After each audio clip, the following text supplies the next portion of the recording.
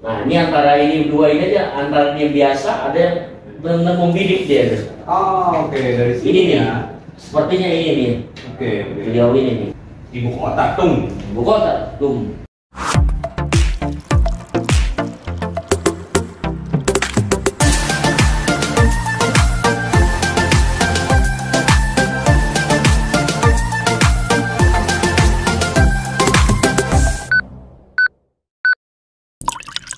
Action. Jumpa lagi. Assalam. Orkestra di rumah, kita jumpa di Orkes TV lagi nih. Assalamualaikum, shalom. Om Swastiastu, Namo Buddhaya, salam kebajikan. Salam. Waalaikumsalam, salam perjuangan. Salam perjuangan. Kita masih di markas besarnya Laskar Trisakti 08. Masih dengan Bung Iwan. Siap. Masih dengan Bung Tommy. Wah, Bung Iwan ini sekjen Laskar Trisakti. Bung Tommy adalah Ketua Bidang Komunikasi. ketua bidang komunikasi. Waduh, nggak kaleng-kaleng ini. Lu kalau mau komunikasi apa ke Bang Tommy? Sejarahnya keren dia juga ya enggak. Nanti pasti akan tahu juga. Sekian lama komunikasi lagi juga ya Bang ya. Kita tadi udah sempat kita bahas beberapa video yang ada yang seperti kalau dilihat kita tampilkan di sini video dokumentasi kejadian peristiwa Trisakti. Kenapa kita bahas lagi? Kita bukan mungkin masa lalu ya, Bang ya, bukan kita bicara ke belakang terus enggak ya gitu, tapi emang kali ini ada beberapa poin gitu ya yang harus kita luruskan, ucapkan, kasih tahu juga, karena isunya setiap tahunan, ya kan, terutama terakhir kemarin goreng-goreng politik, kayak kemarin ditanyakan ke salah satu capres ya, Pak Prabowo lah ya, mengenai itu lagi, lagi. Ternyata yang membuat kegelisahan kita Orkes TV sama Laskar Trisakti ini melalui Orkes TV, kenapa ya gitu isu ini 5 tahunan kayaknya banyak sih yang udah ngebahas soal video ini pun, dan sejarah video ini panjang juga nanti diceritain. Kali ini gue langsung aja deh gitu, nggak mau ini. Bang Iwan, bagaimana Bang Iwan? Ya, makasih. Ya, sebenarnya kan sudah 25 tahun ini kan, dan film ini sudah diputar tiap tahun mungkin ya, dan teman-teman mahasiswa kadang-kadang dari luar Jakarta juga pengen dokumen ini ya kita beri dulu dalam bentuk video, VHS, CD. Nah sekarang udah zaman canggih ya, kita kirim linknya aja gitu. Tapi intinya di film ini menceritakan atau menuliskan sejarah bahwa kejadian pada saat itu 12 Mei emang aparat pada saat itu represif banget dan menggunakan senjata peluru tajam. Terbuktilah dengan di film ini. Yang dibilang katanya peluru hampat atau peluru karet, memang ada semuanya, tapi terbukti ada peluru tajam. Ya, ada korbannya yang kena meninggal dengan peluru tajam, ada yang peluru karet, ada yang kena popor, senjata sangkur, ada semua sebenarnya di sini. Dan pelakunya jelas sebenarnya, berpakaian coklat. Jadi ya ini yang nggak kita goreng-goreng, karena dan saya ada di lapangan, Bung Tommy ada di lapangan, bukan saya waktu itu Sekjen Senat Mahasiswa Trisakti dan sebagai koordinator aksi, kesemuanya itu ya kita lihat itu faktanya, bukan di karang-karang atau asumsi. Hari ini kan berasumsi semua bahwa ada penembakan di Citraland, di Hotel Citraland, ada pasukan yang turun dari helikopter di dalam kampus, dan ada orang juga yang berpakaian hitam-hitam turun dari kendaraan terus langsung lari ke daerah Citraland. Nah faktanya yang tadi kita lihat film itu ya, ada salah satu pakaian coklat tadi dengan huruf T 3 huruf URC, motor naik ke jembatan flyover, langsung mengarahkan membidik gitu. Nah di sini bisa melihat ini antara peluru tajam dan peluru hampa atau peluru karet.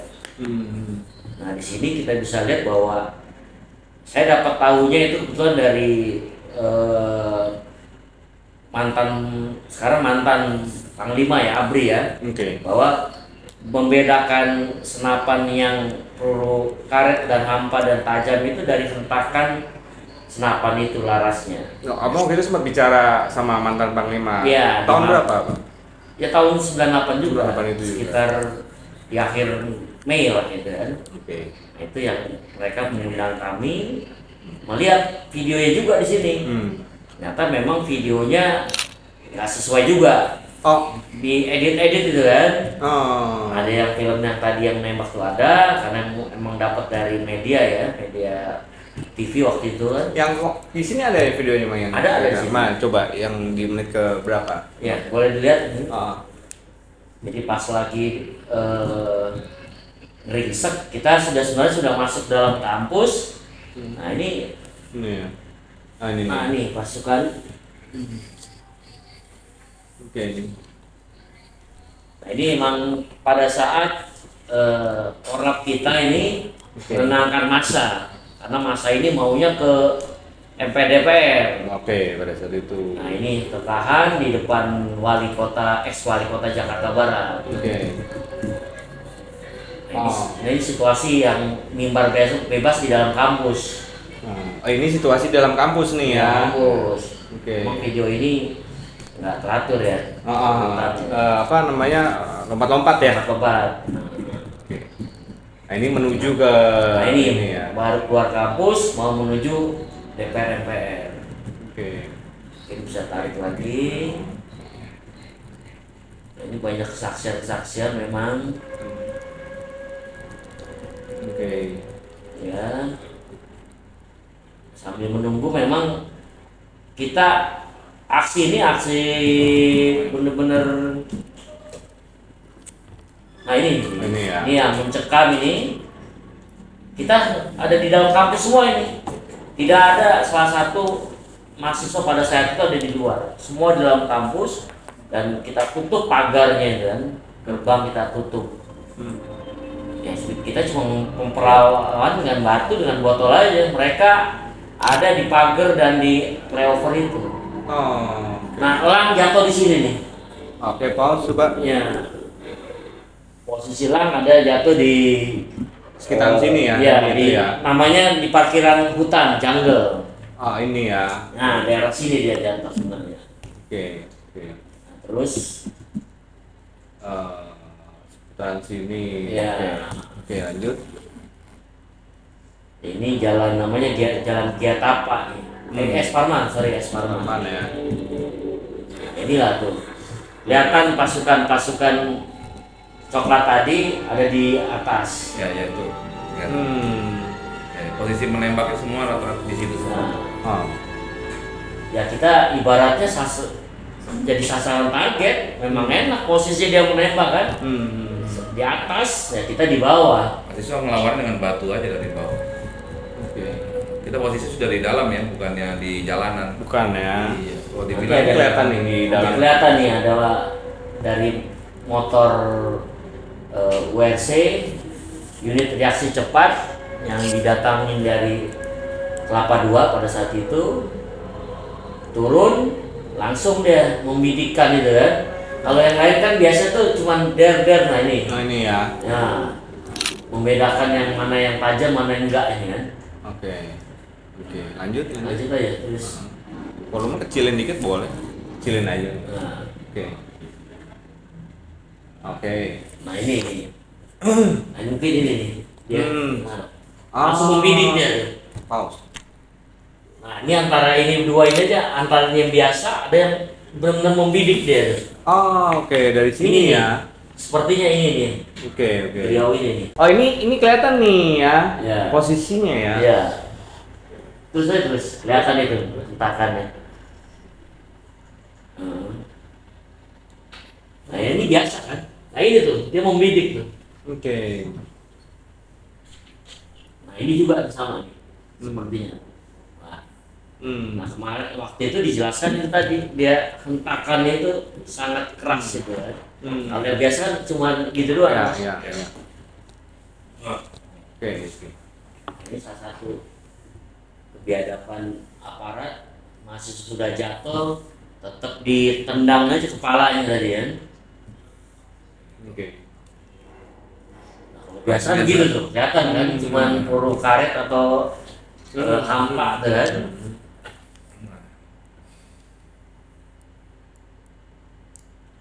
Nah ini teman-teman di Untar kayaknya nih.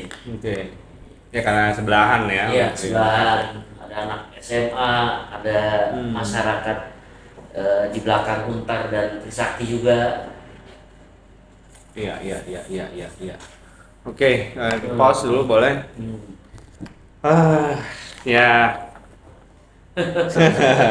Terus terang Bang, peristiwa tersebut karena saya juga angkatan 97 menapan di situ. Iya. Kan terus terang peristiwa tersebut dekat juga dengan saya, makanya pas bahas ini gue sebenarnya agak-agak ngilu-ngilu juga sih. Karena pada saat itu belum ada kan kita bicara sedetail ini gitu kan, bahwa ini, dan saya baru tahu juga Bang, ternyata video ini pernah dipaparkan juga ya. Pernah, itu hampir tiap tahun ini. Trisakti pun hampir tiap tahun memperingati ini yang kita putar terus, supaya mengingat terus ini. Ya. Karena tagline kita menolak lupa merawat ingat.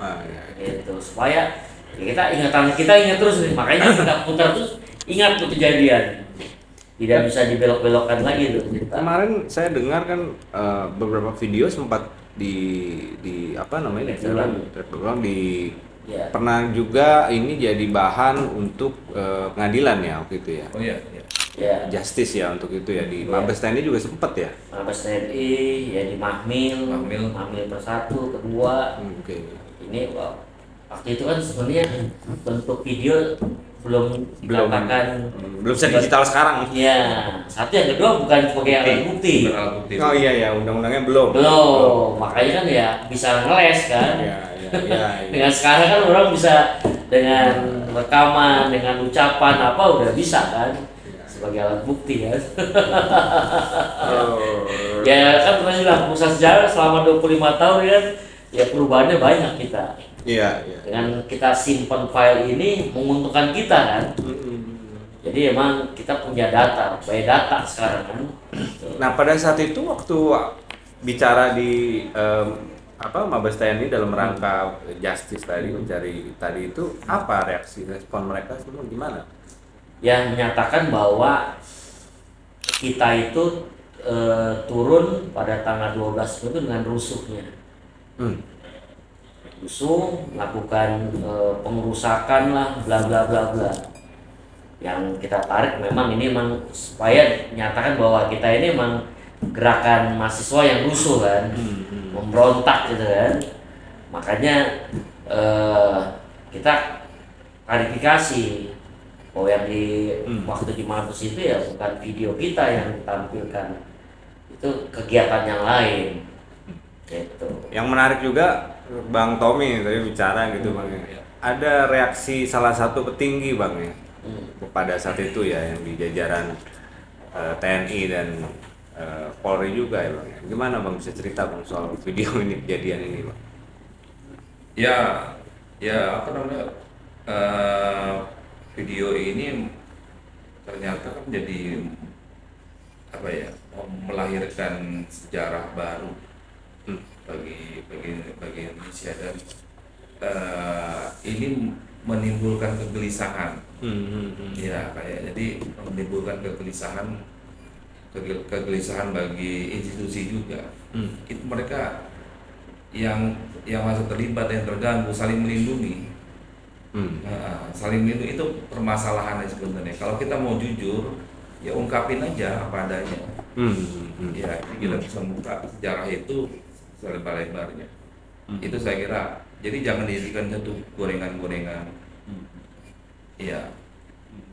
banyak loh sebenarnya tadi ngelihat itu. Ada sih sebenarnya video yang nggak tayang juga di sini. Jadi sebenarnya ini film yang diambil yang memang nggak terlalu kekerasan. Ya. Saya dapat film itu dari wartawan TV luar negeri banyak. Saya serahkan sama senior saya yang emang ngerti dalam video, karena emang kita ada fakultas seni rupa dan desain kan. Saya serahin itu filenya. Kalau nggak salah ada 7 dan 8. Itu dibilang hilang ya Bang? Ya, ini kita minta baik lagi sudah nggak ada lagi. Kalau itu ada, saya dapat film dari Hong Kong, kakak itu kan dari Jepang, itu ada tuh dipopor, ada kena sangkur, pas ketembak, lihat darahnya itu ada. Dan itu semua dilakukan bukan sama yang berwarna hijau. Bukan warna hijau, Ada. karena itu berwarna coklat. Ya tadi saya bilang jam 3 sore itu jam 15.00 pasukan yang tadinya area wilayah Jakarta Barat yang waktu itu dipimpin oleh Kapolresnya Pak Timo Pradoko ditarik itu jam 3 itu.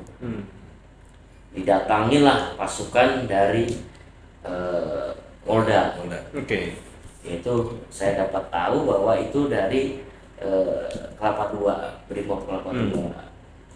Dan yang saya menarik dan saya ketemu dengan tertinggi yang di lapangan waktu itu kan Kapolres Pak Timor masih level, Melati 2. Melati 2 ya. Nah, tiba-tiba ada Melati 3, kolonel. Jadi jam 3 lewat lah setengah 4, masa memang ada yang tidak masuk di barisan, dia keluar ke arah tol yang mengarah balik ke arah Pluit. Nah, saya kejar supaya balik ke barisan. Nah, di situ saya ketemu lah namanya yang Melati 3. Tadi disebutin sama Bang Tommy ya. Sebutin di situ terus kalau Arthur Damanik. Melati 3. Melati 3. Saya langsung, Adek, teriak dia, bisa dibunuh nggak? Saya bilang, Bapak siapa? Saya bilang kan. Wah, dia bilang, saya pegang kendali sekarang, dia bilang kan. Tiba-tiba Pak Timor, Kapolres dan Pak Dandim, waktu itu Pak Dandim dan Pak Amril datangi saya nih, karena emang sudah berdebat saya sama sebelumnya sudah berdebat. Nah, di tengah itu udah konsep Pak Timor, Mas Wan dah, sabar saya bilang, ini siapa nih Pak? Saya bilang kan sesuai kesepakatan kita, Bapak yang bertanggung jawab. Maaf deh, dia bilang, sekarang kendali sudah diambil sama Polda, Polda Metro. Itu saya lihat Arthur Damanik, dia langsung, kalau kalian tidak mundur jam 5, saya akan tembak, saya akan rangsek kalian semua. Wah, saya sempat nyolot gitu kan, anak teknik udah lagi. Dipisahin, ada sekitar 1-2 meter lah. Tarik saya, si kolonel langsung pakai HT. Siap Panglima, kita rangsek nanti, gitu bahasanya. Saya dengar semua itu kan suaranya, yang saya dengar ya siap Panglima. Nah, kan waktu itu ABRI. Kalau yang ABRI disebut struktur. Kalau Panglima jelas, kalau dia kolonel ya lapornya ya. Kalau Panglima, apa Panglima di polisi atau emang Panglima ABRI kan? Itu yang iya. Emang kehadiran si Arthur Damanik ini menarik, yang menjadi kunci sebenarnya, kunci daripada kekerasan ini. Ya, 12 Mei. Jadi hadirnya dia itu merupakan pangkat tertinggi dalam pasukan yang ada di situ. Wilayah itu pada saat itu ya. Ya, karena di atasnya Melati 2 Kapolres dan Melati 2 dari polisi dan tentara. Nah, jadi dia datang kabarnya dengan diturunkan dari helikopter. Langsung ke lokasi. Ya, kemudian dia datang dengan seragam lengkap. Seragam lengkap. Dan langsung mengambil alih komando. Dia menggerakkan langsung Brimob. Ya kan, siap semua gitu kan. Tarik. Di rangsek kita tuh suruh suruh balikin lagi. Tadi kan kita sempat melebar ke jalan tol. Nah, kita ditarik lagi, balik lagi ke jalan biasa. Kemudian itu tadi jam 5 kita diancam kalau tidak turun kita akan dirangsap dan ditembaki. Jadi terjadi gitu. Oke. Dan penembakan itu terjadi terus sampai jam lebih ya, jam 8 ya. Iya. Sampai jam 8 malam. Berenang terus penembakan. Iya. Padahal sudah jadi korban dan kita semua sudah masuk ke kampus. Terus kan? Kondisi sudah gelap, kita sudah masuk kampus, tapi kenapa terus ditembaki? Karena yang memimpin pasukan itu atau Damarik sampai malam. Itulah yang menyebabkan evakuasi juga jadi terhambat. Korban-korban itu seandainya evakuasi cepat gitu ya kan, mungkin dari 4 itu ada yang terselamatkan ya. Tapi menarik tadi, berarti di wilayah itu tiba-tiba ada yang datang lebih tinggi untuk secara pangkat ya, untuk menguasai wilayah itu gitu. Betul. Ya. Dan itu Pak itu tadi ya. Iya. Pas apa? Pas apa? Ya itu udah disebutin tadi itu. Oke. Kenapa dia didatengin? Untuk apa? Iya. Gitu. Padahal sebenarnya ekskalasi dari gerakan 12 Mei itu nggak ricuh, tidak menimbulkan kerusakan segala macam. Kenapa harus diturunkan level kolonel di situ?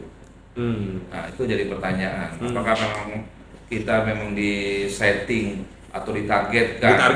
Ditarget supaya terjadi korban? Penutupan gitu. Ya, ini yang harus kita bongkar semua. Jadi ada potongan-potongan sejarah yang menimbulkan pertanyaan bagi kita. Kenapa 12 Mei harus terjadi? Kenapa harus ada? Tapi setelah itu sempat ketemu Pak Arthur tadi belum? Oh, sempat ketemu kita. Setelah itu dia di DPR. Iya. Ya, waktu penetapan dari DPR apakah 12 Mei ini dan sebagai pelanggaran HAM berat. Nah, seingat saya di Mahmil 1 dan 2 beliau tidak pernah dihadirkan di Mahkamah Militer. Jadi cuma sekelas Letnan 1 atau 2. Oke. Jadi emang nggak ditarik ke atas. Nah kalau emang itu tarik ke situ ya. Bisa kelihatan siapa yang memerintahkan atau memerintahkan gitu kan. Gitu. Oh, bicara pengadilan militer ya, Bro. Ada diingatkan oleh Bro Iwan.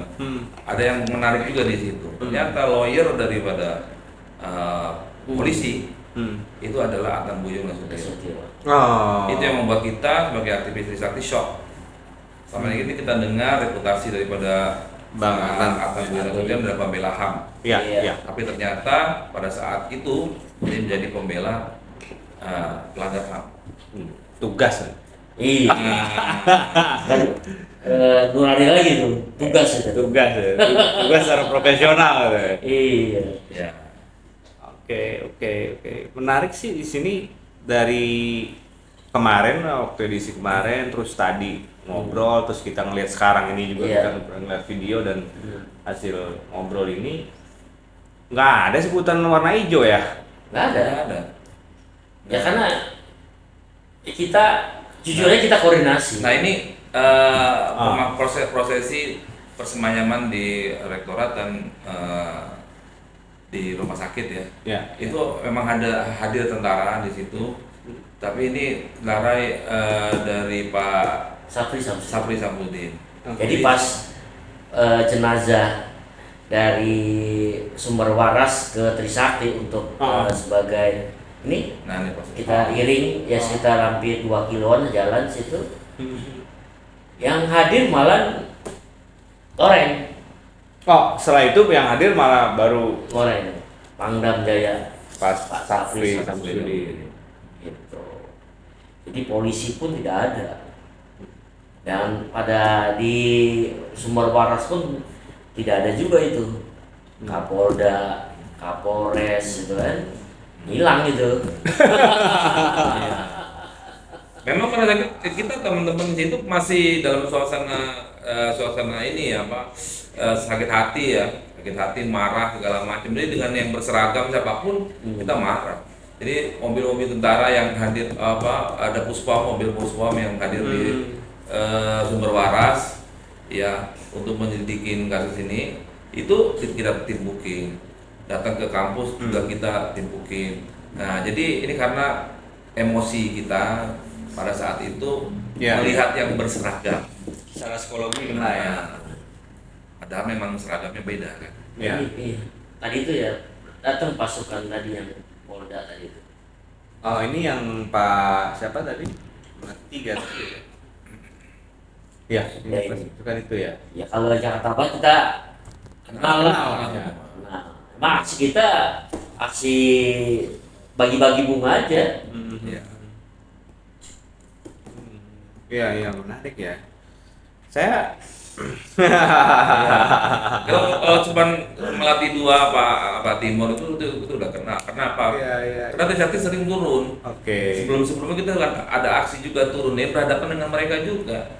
Dari pasukan dari Polsek, pasukan dari Polres itu udah kena. Tapi begitu hari tanggal 12 itu beda semua orang-orangnya. Ya itu yang membuat kita menjadi siapa yang kok begini? Kita udah sepakat jam 5. Jujur kita udah sepakat sama Pak Timur, Pak Amril, waktu Pak Arthur kayaknya menjauh. Kita sepakat jam 5 itu aksi kita nyatakan selesai. Makanya sudah balik ke kampus semua. Nah, di posisi Satgas semua tarik mahasiswa ke dalam kampus. Nah inilah kita turun hampir sampai 15.000 lah.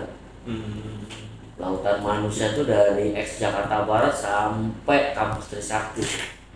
Saya waktu itu mau ke sini, Pak. Ketahan waktu itu masih ketahan di Semanggi, Sleepy.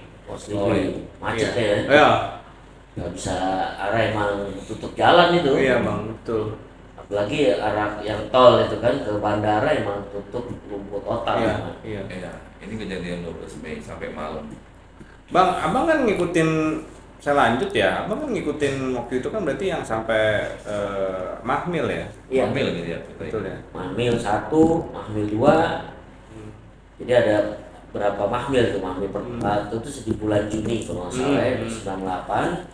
Mahmil kedua di bulan Februari putusan tahun 2000 tahun 99. Ya yang menjadi kena sanksinya cuma 6 perwira aja tuh di lapangan. 6 perwira. 6 perwira selevel letnan, komandan komti aja itu. Dan Mahmil kedua 9 orang. Dan tuntutannya bukan sebagai penembak atau apa, melawan perintah atasan bahasanya. Jadi ya dikasih tanggung jawab ya mereka, karena mereka sendiri kesalahan menembak gitu. Jadi komite yang lain nggak ada yang ibaratnya nggak ada yang menyuruh. Jadi inisiatif mereka, jadi ya kena itu para komti-komti. Komti dari coklat ya? Coklat sih. Nggak ada yang hijau ya? Nggak ada yang hijau. Tidak ada yang hijau. Tidak ada yang hijau, tidak ada yang loreng gitu kan. Ya. Bagi yang baret gitu kan. Bagi yang baret. Makanya ini gue pribadi satu ya, kata kejutan gue kemarin kan udah sempat gue nyatakan ya, tiba-tiba Trisakti mendukung 08 gitu kan. Terus kedua gue ngelihatnya setelah paparan kemarin kita ngobrol dan kita ngelihat video dan segala macam kemarin, iya orang tidak bersalah bisa disetting supaya bersalah. Betul. Jadi yang itu aja sih sebenarnya emang gregetannya gue di situ doang, Bang. Makanya kalau saya lihat emang sudah dibuat ini, dan desain-desainnya sudah dibuat ya kan. Tinggal cari momentum kapan nih ini dimainkan. Kebetulan Trisakti ada agenda 12 Mei 98. Kita agak mundur dikit ya. Jadi sebelum tanggal 12 Mei ini saya dapat info yang suara-suara agak miring gitu kan. Emang bener lu mau ngadain 12 Mei gitu kan?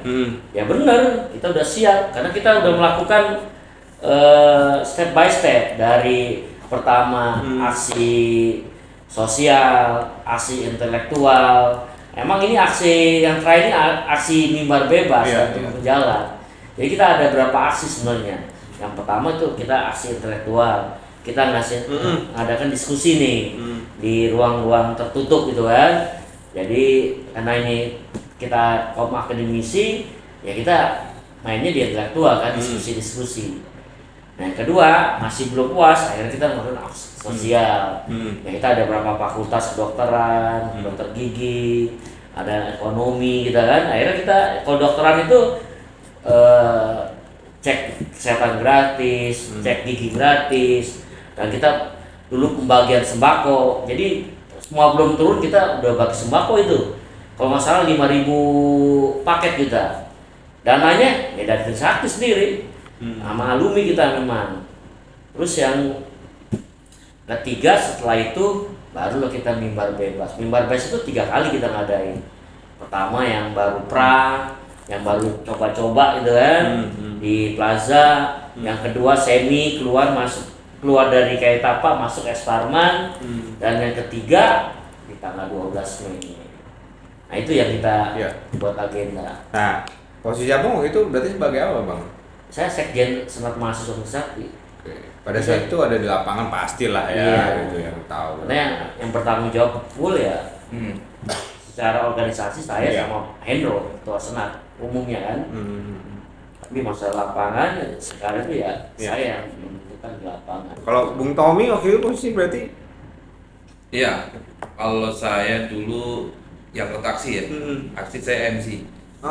Outgetter kalau kita bilang. Oke. MC di panggung. Bagian dari tukang kompor. Ada suara begini dari kawan-kawan. Kalian mau bilang ke kita ya, ya dah, abang-abang semua ini gitu ya, merasa paling jadi pahlawan. Oh tidak, kita justru bukan merasa jadi pahlawan atau merasa paling benar, tidak. Kita justru merasa paling bersalah. Iya. Selama 25 tahun ini kita refleksi ya, kita merasa paling bersalah. Seandainya dulu kita tidak bikin acara 12 Mei, mungkin tidak akan ada korban. Betul. Iya. Kan kita nggak tahu kita jadi target. Iya kan? Kalau kita tahu kita jadi target, yang mendingan kita nggak usah. Iya. Itu. Ya makanya bang, terlalu mahal harganya, terlalu mahal harganya gitu. Iya. Makanya kita tetap bersatu di sini dengan teman-teman yang punya kesadaran bahwa kita bongkar ini. Ada apa nih dengan Memang sih kalau refleksi ya dari mulai sampai ke 12 sampai ada kasus Trisakti ini ya kan memang sebelumnya kan ada juga. Nah ya kan kalau saya secara garis besar lah ya waktu itu kan ada forkot itu kan yang dengan UKI dan kampus segala macam terus Trisakti gitu, boom gitu kan. Saat itu kan seperti itu ya kurang lebih. Emang menarik, kampus gua Perbanas bang waktu itu bang. Wah kita jajan kita terus sahur. Iya. Kita damai-damai aja gitu. Cuman gue ikut. Iya. Lumba-lumba. Cuman gue ikut bang waktu itu bang. Jadi gue tahu tuh karena banyak kawan kan di UKI juga, Trisakti juga, adik juga di situ gitu. Nah sebenarnya pertanyaan gue sih masih bertanya-tanya itu kenapa kok Trisakti? Ya tadi saya bilang yang waktu sebelum episode kemarin ada satu jenderal yang bilang kan kalau menjatuhkan rezim atau pemerintah ada korban itu mahasiswa ada di ibu kota. Nah itu kan sebelumnya 3 hari sebelumnya di Jogja mahasiswa Gatot Kaca meninggal juga nggak boom gitu kan. Sebelumnya lagi di Makassar amarah atau apa itu kan itu lebih banyak korbannya, ada 9 kalau nggak salah. Nggak boom juga. Ibu kota tung gitu. Nah itu ini kan berarti emang ditunggu, disengaja dikondisikan. Iya. Nah kalau cerita-cerita kenapa pemerintah pada saat itu kepala negara tidak ada. Pak Harto lagi ke Mesir. Pak Panglima juga keluar kota. Iya. Panglima lagi ke Malang atau Madiun. Iya. Memimpin apa ya waktu itu ya? Iya. Jadi emang sedang kosong ibu kota dan mungkin tahu pada tanggal itu ada Trisakti ya. Pasti tahu. Mau turun itu. Memang kan kalau tadi kan memang intinya kan untuk mencapai sebuah itu harus ada pengorbanan. Betul. Kan gitu kan. Nah yang paling kita nggak nyangka itu kita ngasih media itu sebatas informasi aja, tapi yang datang itu Penuh. TV-TV luar negeri semua. Iya. Kayak jam 5 baru mau rapat koordinasi itu, di depan pintu ruang senat saya udah kamera semua itu. Kita keluar disorot semua itu, udah kayak, lah ini acara apa ini kan? Tapi waktu itu kamera masih gede-gede, kalau sekarang kecil. Iya. Jadi media pun sudah tahu ada kejadian itu. Udah ditunggu. Sudah ditunggu. Kayak sudah ditunggu. Gimana show-nya? Yang tadi kan kita sempat ngobrol sebelum live bahwa Trisakti ini ada kejadian Trisakti 12 Mei ini ada semacam settingan atau perencanaan yang masif tadi ya, terencana ya, masif, terencana dan terukur juga. 12 Mei kejadian, kemudian 13 Mei ada kerusuhan, 14, 15. Ternyata kan kerusuhan juga mulai dari Grogol. Iya. Mulai dari Grogol dengan pembakaran truk sampah. Iya. Nah, dari situ. Sejak ada truk sampah meledak, apung gitu kan, mulai dari daerah-daerah lain yang sekitar Jakarta Barat, kemudian meluas Jakarta Utara, segala macam, seluruh Jakarta semua membara. Itu 13, 14 ya mulai bakar. Kemudian mulai ada penggalangan gerakan mahasiswa sampai ke MPR DPR dan jatuhnya rezim Soeharto. Dan ini lihat, kita lihat rangkaian sejarahnya ini. Semuanya itu terukur semua, tes ya kan, sampai dengan jatuhnya rezim Soeharto. Nah, pertanyaan kita sebenarnya ya, kalau misalkan kita, apakah ini sebuah kebetulan? Apakah ini sebuah kebetulan dan siapa yang diuntungkan dengan sebuah kebetulan yang terjadi? Siapa yang diuntungkan? Itu masih misteri sampai sekarang, karena kita tidak bisa membuktikan secara faktual. Ya kan. Tetapi kalau kita berpikir lagi, siapa yang diuntungkan dengan jatuhnya rezim? Siapa yang diuntungkan dengan matinya 4 korban? Yang akhirnya men-trigger pendudukan MPR DPR. 25 tahun sudah terjawab. Nah, itu kan sudah terjawab. Oke. Sebelum 5 tahun sudah terjawab kan? Iya. 20 tahun, 15 tahun itu sudah terjawab. Yang diuntungkan tadi. Iya. Yang hari ini berkuasa. ada individu, ada institusi. Ya. Aduh. Menyebut ya tadi kita Iya. debat, tapi kan itu faktanya yang diuntungkan ada. Dan ternyata, Bung, ini pengkondisian itu tidak melibatkan dari luar, di dalam kampus. Tidak. Ya, di dalam kampus sendiri. Ya kan. Kita bukan yang menuduh teman-teman, tapi bukan yang teman-teman juga. Tapi ini pengkondisian yang tidak terasa.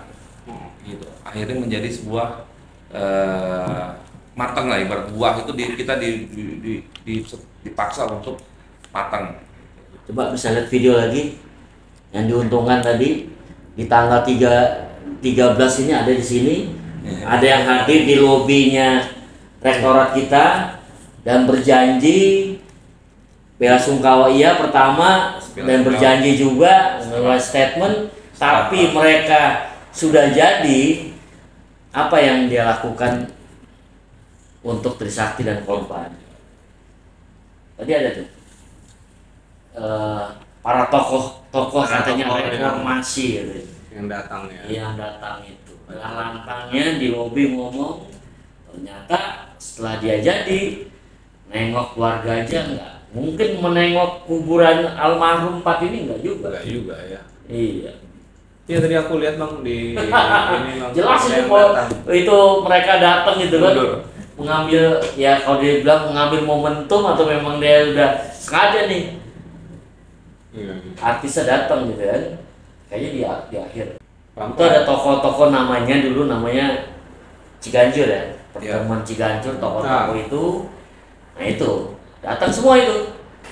Kecuali pelan-pelan makanya. almarhum ya, nggak datang almarhum karena mungkin kesehatan. Iya. Karena Ya agak ya kondisi ya. kondisi datang ya jadi semua itu dia. Jadi semua yang jadi presiden, jadi ketua satu lembaga tertinggi. Tapi pas dia jadi nggak ada itu kan. Nggak ada. Oleh-oleh untuk menjadi pahlawan nasional itu tidak ada. Nggak ada. Nah tadi menarik dengan pertanyaan Bung Tommy, triggernya tadi itu tanggal 3-14 tadi itu, setelah 12 terjadi 4 yang meninggal mahasiswa, melanjut kerusuhan tadi 3-14 tadi, itu tadi ada kendaraan sampah yang datang dari Roxy arah ke Lumah, persimpangan Grogol itu masih lampu merah kan, bisa lanjut ke Dan Mogot kiri kanan itu. Di situ di bawah jembatan berhenti seperti menabrak itu di bawah jembatan, turun dengan pakaian tegap, orang tegap itu bakar itu, dibakar sendiri tuh mobil. Disitulah yang tadi Pak Bung Tom itu triggernya untuk kerusuhan dimulai di Grogol. Dan saya lihat persis yang datang dari yang nurin mobil itu turun dan yang lain berkumpul di depan Trisakti itu langsung Trisakti turun bakar ayo bakar itu. Saya ambil toa, saya di pagar itu ada, saya berdiri supaya teman-teman di dalam nggak keluar. Saya bilang hari ini ada bela sungkawa lagi berduka, kita tidak perlu nanggapin itu. Nah kalau sampai itu keluar kejadian tadi itu skenario bahwa mahasiswa Trisakti atau mahasiswa membuat kerusuhan tadi kan, menjarah bla bla bla bla bla. Tapi itu yang tidak terjadi. Provokatornya banyak dari jalan tuh mereka masuk ke pagar itu, suruh teriak-teriak mahasiswa. Ngajak supaya turun ke jalan untuk menjaga. Ciri-cirinya gimana ciri-cirinya? Ya tegap.